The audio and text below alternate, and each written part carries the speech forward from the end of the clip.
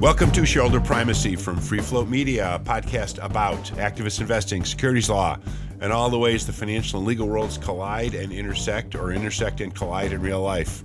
Ann and I have returned. Ann Lipton, of course, is a law professor at the University of Colorado who teaches and researches securities and business law, and she presides over the legal end of our podcast. And that's Mike Levin, an activist investor who lives and works in Chicago. He covers the financial side of our podcast. Yes. Preside. Makes you sound like a judge. Okay. Right? You're the authority over the legal end of the podcast. Anyway, we have a juicy subject that we thought we'd discuss today, proxy advisors, which we've talked about periodically here, which we'll refer to a little later. And of course, they are the biggies: Institutional Shareholder Services, ISS, and Glass Lewis, sometimes GL. And there's a new development there. It's actually an accumulation of little developments in relating to how the U.S. states think about them. Several U.S. states have proposed regulations over these entities, over ISS and Glass Lewis. So we wanted to look at that effort, state-level regulation, sort of see what's going on, and maybe guess at how it's going to go. So let's talk about that. Yeah, with, of course, the reminder that if you would like to email us with questions or comments, you can reach us at shareholderprimacy@freefloat.llc. Yes, let's hear from your questions and comments and so forth. We got a couple in the last couple of weeks, which we will hopefully bundle into a fun mailbag episode sometime soon. All right, we have talked before, not about just proxy advisors generally and what they do and how they work and what people think of them, but also about efforts to regulate them. This has been an ongoing for 10 or more years situation. Last year in December, we had a whole show. We talked about federal efforts to regulate proxy advisors, like at the SEC, and a Texas law. That was the first of all these state laus, was in Texas. Yeah, I'm just saying we had a show on that where at the time it was proposed, but then it passed. We had a show on that in May where we talked about Texas. Last May. So and that law, and we're going to address that in a minute. That law is in force. That's on the books in Texas, and we can discuss that a little bit. Though I think it's been stayed. It's on hold. And then a little bit of what inspired our discussion today was Gene Haggerty, a really just top reporter at The Deal, had a really superb article. And it was superb in many ways, but in one way is she talked a lot to Ann she alerted me to this. Right. Yeah. It had a superb article on this kind of effort among all these different states. And she identified, I think, 8 different states that have done that. So there's now Texas, 8 states, the federal government. What the hell is happening here? Yeah. So, I mean, the only way to understand what's going on with these state proposals is that the states look like they're trying to avoid some of the mistakes of the Texas law, but they can't really escape all the mistakes. So we talked about this on prior shows. Texas passed this law last year that purports to regulate proxy advice about a company that is chartered in Texas or headquartered in Texas or is proposing to reincorporate into Texas. That's what it covers. So there's 3 different kind of ways that you can be subject to the jurisdiction of this Texas law. Exactly. Incorporation, like Tesla. Yeah, like Tesla, which is both chartered in Texas and headquartered. But headquartered in Texas, which could be like ExxonMobil, which is chartered in New Jersey. Delaware, New Jersey, right? And headquartered there, they got thousands of employees, or stated some sort of vague intention. Yeah, it's a little unclear to me whether you have to formally put a proposal before shareholders or not. But anyway, so the law covers this 3 categories: chartered in Texas or headquartered in Texas or proposed to reincorporate into Texas. And Texas's law is basically based on ESG. It says that if a proxy advisor makes a recommendation that's based on ESG considerations, and remember, the G in ESG is governance.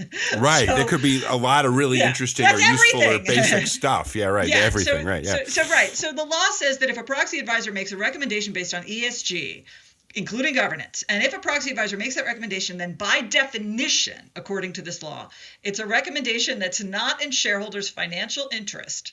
And suddenly the proxy advisor has to make a whole bunch of other kind of disclaimers, including it has to publicly announce that it doesn't focus on shareholders' financial interests when making recommendations. So basically it's to self-accuse itself of not caring about shareholders' financial interests if they make an ESG recommendation where the G stands for governance.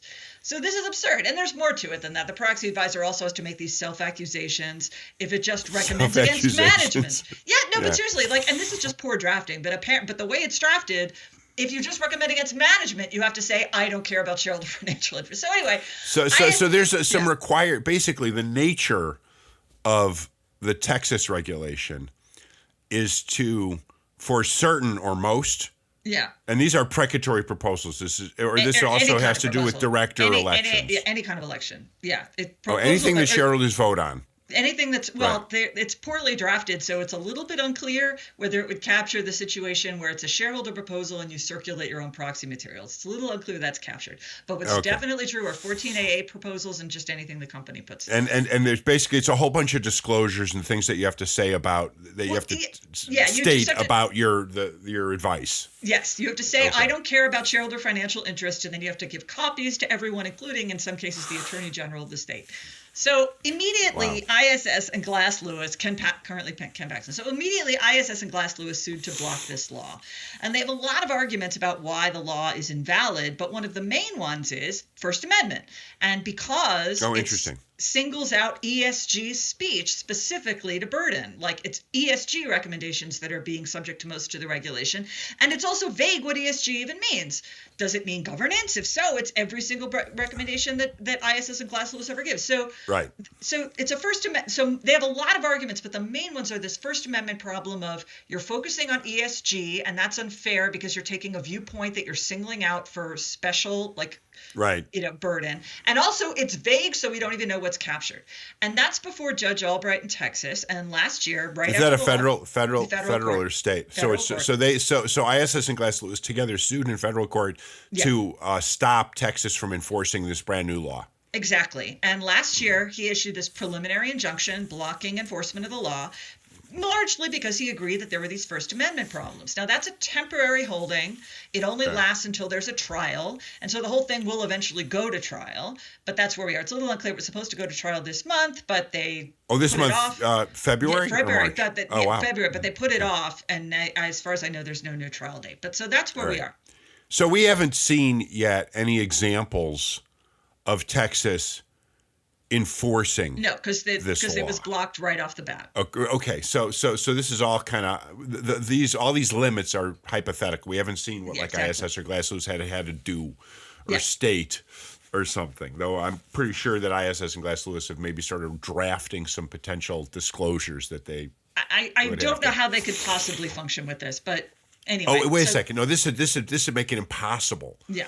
For them to render advice for the companies that are for covered. Any kind of advice they give, they'd have to put a sign. They'd have to publicly disclose that they are not focusing on shareholders' financial interests. It's very simple.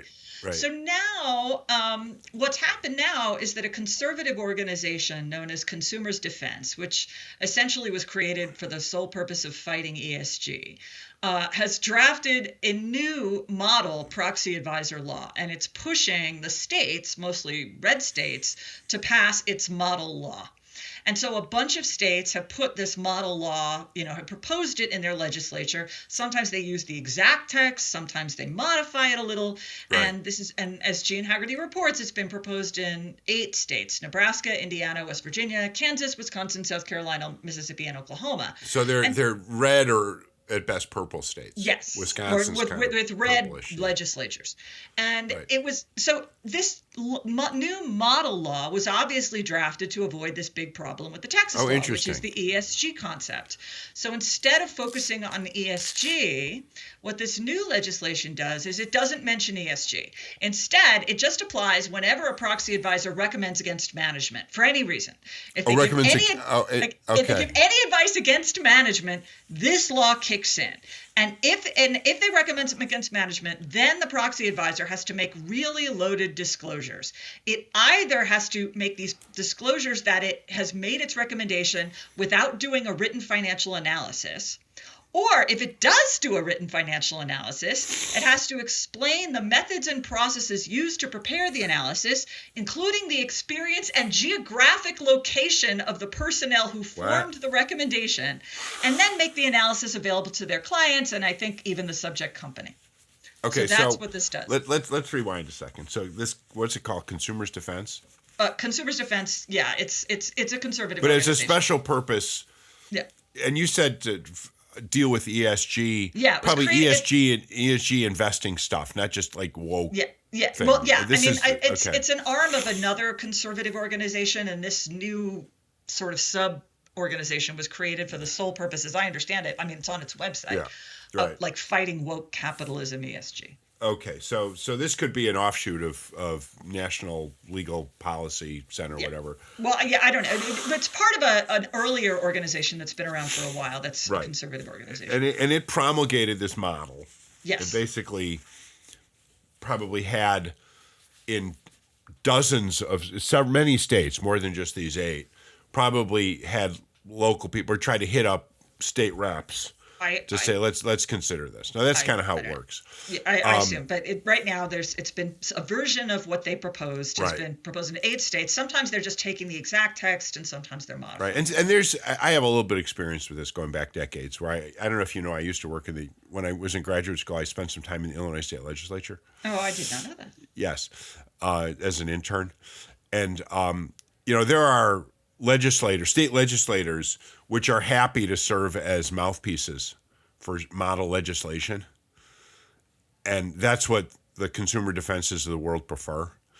But sometimes the best you can get if you're consumer defense is someone who's interested in it but wants to sort of take some liberties or value, has a modicum of independence. Yeah, then they'll kind of work on it and sort of exactly. As I said, some of these are modified in ways that are more or less. I don't think there's really any getting around some of the problems with the law, but some states have tried to mitigate it. All right, and so the nature of the model law and its variants is similar in spirit to what Texas is intending, but it's trying to Instead of talking about ESG, some of the preamble talks about we're afraid of like woke ESG recommendations, but the actual law doesn't say anything about ESG. It says just voting against management requires either you have to admit that you didn't do a written financial analysis, or if you did do one, explain your methods, explain your process, say the geographic location of the person who did it, and then actually disclose the analysis upon request. Right. And again, this applies only to the proxy advisors, of course, not to not to like a stewardship team. Just to the advisors. Of a big fund. Yes. Okay. Well, that's interesting. So there's and I'm guessing at all 8, I'm pretty sure I know this, that it's all been introduced. Nothing's been approved yet. Nothing's been passed yet. Nothing. And so the chances of it getting passed in some of these states is probably good, but it hasn't occurred. No, not as far as I know. All right. Now, what's the distinction between this and the federal? I guess federal. Well, yeah, but we should really just talk about what some of the problems are here because. Oh, sure, yeah. Let's talk about that. Yeah. Yeah, first of all, I just really have to just say it openly. This is not a good faith attempt to get proxy advisors to make helpful disclosures. The point is to require them to make embarrassing disclosures, either admit we don't have a written financial analysis, or to get them to disclose this analysis that either is going to reveal trade secrets or is going to give so much detail that that's just going to be an avenue for more bad faith attacks. Oh, they left out this thing that's negligent. Oh, they left out this other. That's the point. And in truth, the proxy advisors deal with so many, and maybe not this year, but in the past have dealt with so many different kind of proposals and variants of proposals. There's no way, they look at a policy, they kind of figure out how a proposal kind of lines up against it, and then they move on, and they make a recommendation, and they move on to the next one. They're not going to do a detailed financial analysis for a given company. Exactly. it's not going to clear what's going to be sufficient written proposal, a written analysis, and and often their analysis is based on like surveying what institutional investors think are best practices. That's not exactly what. So I mean, none of this. It's the point is to either embarrass the proxy advisor or at least make the proxy advisor disclose something that can then be further nitpicked. So that's right, or at the very least, just to make them work really hard. Yeah. To so that they can't make render a recommendation. Yeah, right, exactly. So, but that said, even though the point was to avoid some of the worst excesses of the Texas law by not saying ESG, there are a lot of the same legal problems. So first of all, even though it doesn't attack ESG specifically, it still only applies to advice against management, not advice in favor of management. And that by itself might be a First Amendment problem. And it's one of the arguments that's being made in the Texas litigation right now. That like if you're only recommending against management, that's still a First Amendment problem. Then we get to the scope problem. So the stated rationale for this legislation is the states need to protect investors from fraudulent or bad advice. So first of all, it's not clear that institutions, which are the only people who hire proxy advisors, individuals need don't that kind buy of. this They stuff, don't. Institutional investors do not need this kind of protection. But leaving that aside, if you're a state and you're concerned that investors are getting bad advice, then you would expect a law that extends to anyone advising investors in your state. You would have Kansas regulating investors in Kansas, West Virginia regulating investors in West Virginia. But that's not what these bills do. The model legislation and the way it's been introduced in a lot of states applies to any proxy advice given to any investor about any public company. So that regardless of domicile or anything like that? Regardless of that. So Kansas's version of the law, because it's using just the model law, is claiming it gets to regulate the advice given to a Massachusetts investor about a California headquartered company that's incorporated in Delaware. And like, what is Kansas's interest in doing that? Kansas has no right to regulate that far outside its borders. Same with Mississippi, same with Oklahoma. There was a fundamental federal commerce principle. Clause. So the Congress gets to regulate commerce, and from there's a sort of principle that states are not allowed to regulate interstate commerce. It's called the Dormant Commerce Clause, and it means they can't regulate outside their borders. So remember, the Texas law, it applies to any company incorporated in Texas, headquartered in Texas, or that plans to reorganize into Texas. That was bad enough. We had a whole show where we talked about how that's questionable legally. But these laws, many of them go much further. There would be literally Kansas saying, I have nationwide jurisdiction to regulate any proxy advice given about any public company anywhere. And that's just absurd. Well, I mean, that it sounds like the very first time that they try to enforce their law, or even before that, that Massachusetts investor, the question or ISS really would say, would sue him probably some federal district in Kansas and say that you can't do this. Well, that I would think look the at the whole commerce the separate issue is whether or not it actually gets challenged. But yes, but this is that's literally a constitutional problem. And remember, one of the things it does, it sets up for the proxy advisors to be subject to conflicting laws. Because if Kansas says I can regulate the proxy advice that's given to anyone anywhere in the country about any public company, and West Virginia says I can regulate the proxy advice given to, then theoretically you could have completely conflicting conflicting laws, which is exactly why we have this principle. That's why we have federal we have can't regulate outside their borders. So that are all 8 states some laws of like them this? No, some of them are doing the Texas thing where it's only if you're incorporated in Texas, incorporated in the state, or headquartered in the state. But you can see why not all of these states want to do that. I mean, Kansas, how many publicly traded companies are incorporated or headquartered in Kansas? Not many. So like the only way that their law can have any impact is if they do this nationwide thing. But of course, that's what they can't do. And then finally, there's the preemption problem. So federal law regulates a lot of this stuff. Like federal law regulates advice that's given to ERISA plans. Yeah. Federal law regulates registered investment advisors. ISS is a registered investment advisor. Glass Lewis apparently is going to become one. So there's an argument that these laws conflict with federal law, and if that happens, federal law wins. That said, we've said before, we talked about this, that Glass Lewis is actually planning to stop making what it calls recommendations. Right. Instead, it wants to kind of implement investors' own policies. Well, they're going to do the front end analytical work, right? And then do potentially the back end, all the administrative work to cast votes, but not the middle part, the recommendation part. They're trying to step away from. Yes, and it's not clear to me whether that's covered under these laws. I genuinely don't know. I also don't know how long Glass Lewis and ISS want to keep fighting this. I mean, clearly there are a lot of regulators who are gunning for them, like essentially all conservative regulators are gunning for them. And at some point, I wonder how much they're just going to give up the ghost. So I don't know if it's going to get litigated, but I do think they would have, pretty strong arguments if it was. Wow. So there's some interesting, obviously, regulatory nuance here, a lot of obstacles. And again, this is all speculative because it's 8 proposed laws of different flavors. But it could have some really interesting impacts on some of the proxy advisors, which we can probably talk about after a quick break. How's that? Okay. All right, let's do that after a break here at Shareholder Primacy. Shareholder Primacy is brought to you by FreeFlowAnalytics.com, the only free database of corporate directors, their influence, and their performance. If you own a stock or a retirement plan, go to freeflowanalytics.com and look up which of your elected directors are performing well and which aren't. Use your vote in the alternative democracy and get your data at freeflowanalytics.com. Now, back to the show.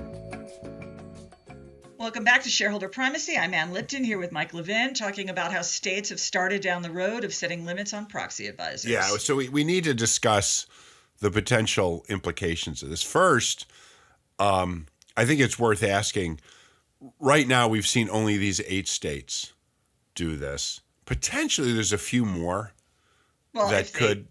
If the lobbying effort, it's so obviously at the bare minimums, they cannot regulate this far that it just seems very silly. And clearly it depends on, I'm going to say nexus or whatever the jurisdictional, you have to work those out. I mean, because it's pretty clear that it's some sort of constitutional problem. They would be on much firmer ground if they said only investors in our state. We are regulating the advice given to investors in our state. At least then they wouldn't have the Commerce Clause problem. And it's also worth mentioning that it's pretty clear that they're not responding to, these laws don't respond to problems that investors have.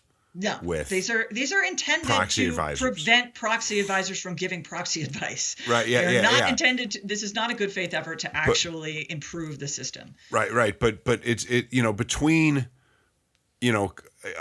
proxy advisors and their clients, there's really very little friction here. There are very few. I mean, the proxy advisor. I mean, clients have their problems with the proxy advisors, mostly, namely but they're what not it asking costs. for this. Right. They're clearly not asking for this. This is something that is coming from a different direction, really from a company direction.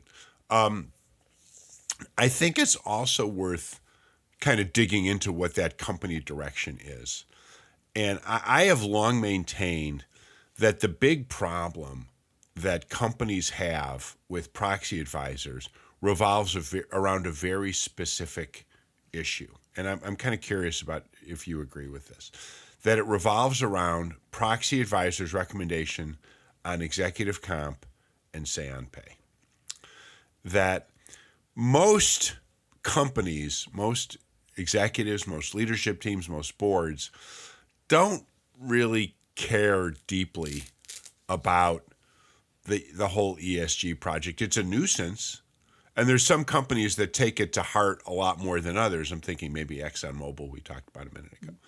Okay.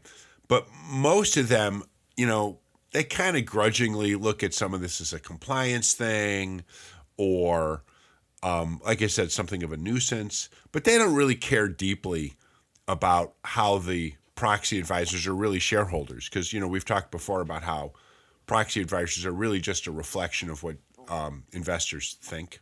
Because they survey their investors and so forth. It's basically, it's going after proxy advisors is an indirect way to try to make life harder for investors and shareholders.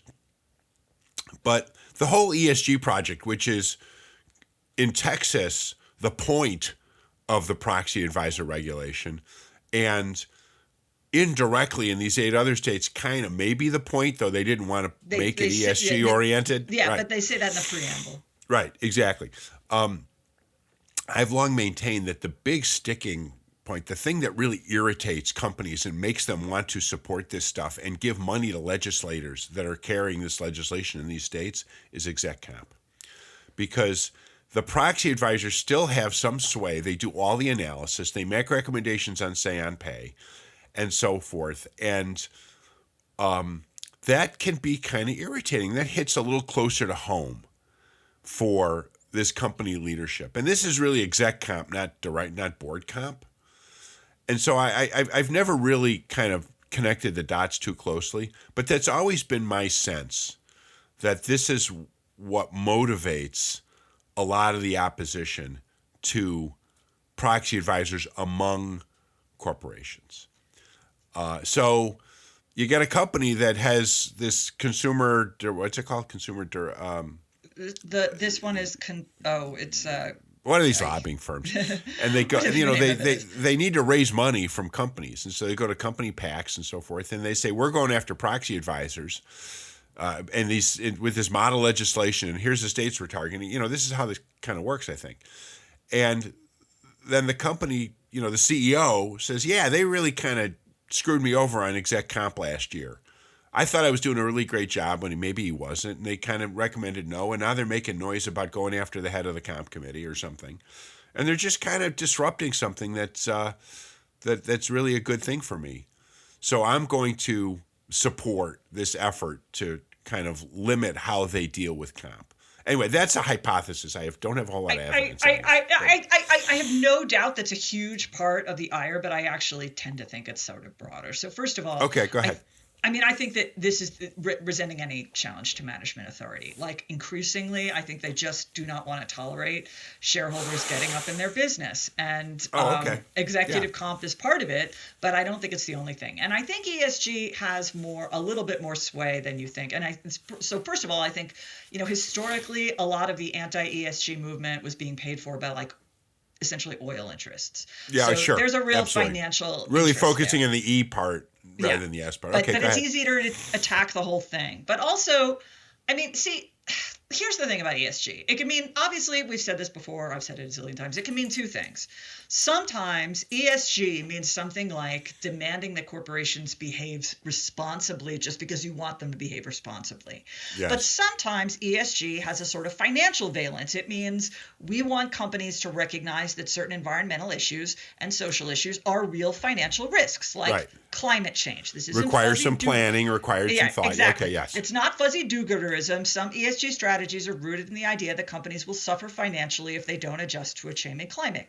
Even diversity. Sometimes we just want, this is like a good thing. A more egalitarian world. But sometimes it can be financial. It's the idea that maybe more diverse workforces perform better, or maybe they appeal to consumers more. Maybe it's better to have a product mix, entertainment, the Super Bowl halftime show, TV shows. There's legitimate strategic business reasons to focus on have this diversity. Okay, and I think that the anti-ESG movement, and that's what this is an outgrowth of, in some ways it looks to me like an attempt to will into existence that ESG not be financial.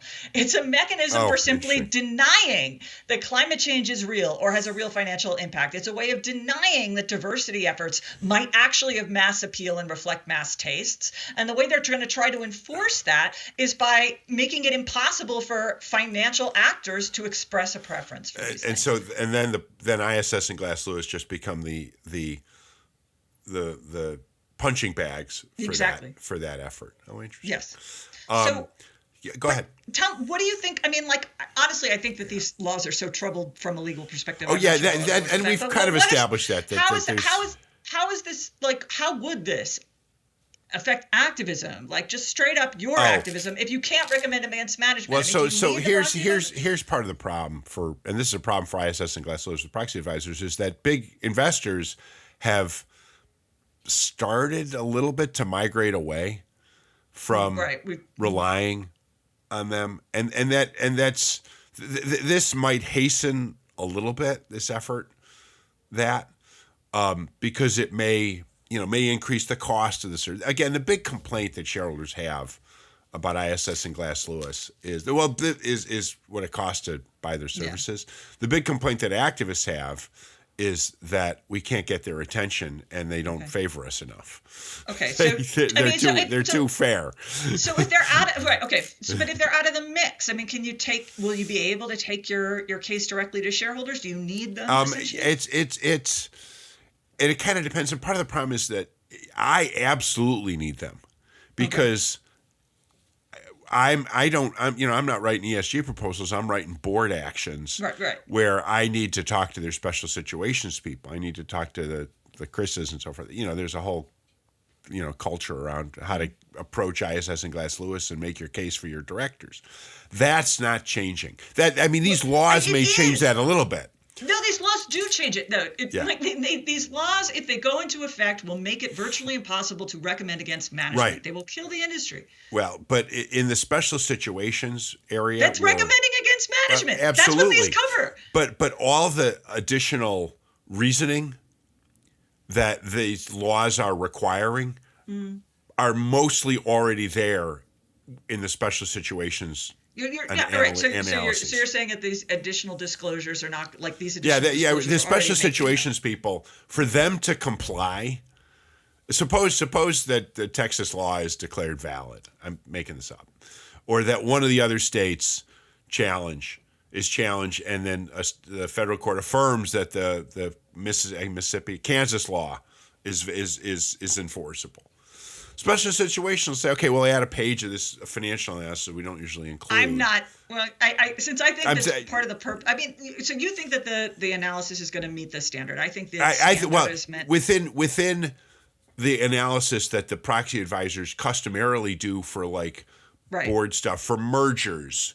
I that understand. Kind of stuff. My suspicion is that the point of these laws is to make it impossible for them to meet that standard. Right, and they may continue to raise the bar or something. There may be ways, regulations that are implemented or something that make it increasingly hard. But for some of the core, and I've said this before, that that part of the overall effort to lean on and make life hard for proxy advisors focuses on ESG. But therefore that's why Glass Lewis and ISS aren't going to be giving recommendations much anymore, and so on and so forth. But the whole idea of making recommendations on comp, and again on comp they do all sorts of elaborate financial analysis on exec comp. There's very detailed financial analysis anyway. Same thing for, again, special situations. Board elections is a little different. Board elections tends to follow a policy, and usually that has to do with responsiveness of a board to previous shareholder pressure. So they'll recommend you vote against the Nom and Corp Gov Committee person if for 3 years shareholders looked for some sort of governance reform and they didn't listen. Okay, so they may need to beef up their recommendations to vote against a board member in order to comply with this law. Okay, but in these other two areas, in the exec comp world, and then also all the specials, and remember, in special situations, there's not that many. There's maybe 15 or 20 reports that are written, at least in the U.S., about proxy contests. Okay, those are very well documented as a general rule. So I'm guessing that those analyses will be largely in compliance with this new effort. Okay. The problem for the proxy advisors is that there's only 15 or 20 of them. They're very high valued. They're very high profile. You see the news releases when in a proxy contest when someone says, ISS supported our 3 people. Yeah. Okay. They're really, that's when, ISS and Glass Lewis are mostly, get their publicity is when they're, opining on a, hot activist situation. Okay. The problem is there's too few of them. You can't build a business. You can't, just on that. On that. You can't pay the bills on 15 or 20 proxy contests that go through special situations. So anyway, so it's uneven. Well, it's a legitimate threat to them. And you're right. I agree with you completely that it will make a large part of their business really hard to manage. But a couple of the critical parts that like I have a little more contact with are probably something that they'll be able to manage. It's just they can't build a business off of those, as I said a minute ago. So anyway, wow. So we'll have to sort of track this in the spring, and I mean, there's a whole legislative process going on. We'll know about this. My big question is, if this stuff passes, like how much appetite ISS and Glass Lewis have to keep litigating it, as opposed to at some point. I don't know. I think they've been very willing to challenge and put a lot of resources. But Glass Lewis is already changed. It's completely changing its business model. So it's and ISS is going to do a research only report. Probably do the same thing too. Yeah. So I don't know. I don't know. So we'll see. Anyway, all right, cool. Well, we'll update followers here about what we see here. Maybe more states will introduce some laws, or some of these won't go through, or who the hell knows. We'll see. So we'll have to track it. Anyway, all right, this is good. Let's come back next week or in a couple weeks. I know you've got some time off for some more work. But we'll do that. We'll talk again soon. All right. Okay. This is Shareholder Primacy, hosted by Ann Lipton and me, Mike Levin. I'm an independent activist, investor, and advisor to investors about their activist situations. Ann is professor of law and the Lawrence W. Demuth Chair of Business Law at the University of Colorado Law School. You can find me, Mike, at theactivistinvestor.com and Ann at law.colorado.edu. Our podcast is produced and distributed by Free Float Media. Thanks for listening. We'll be back again next week.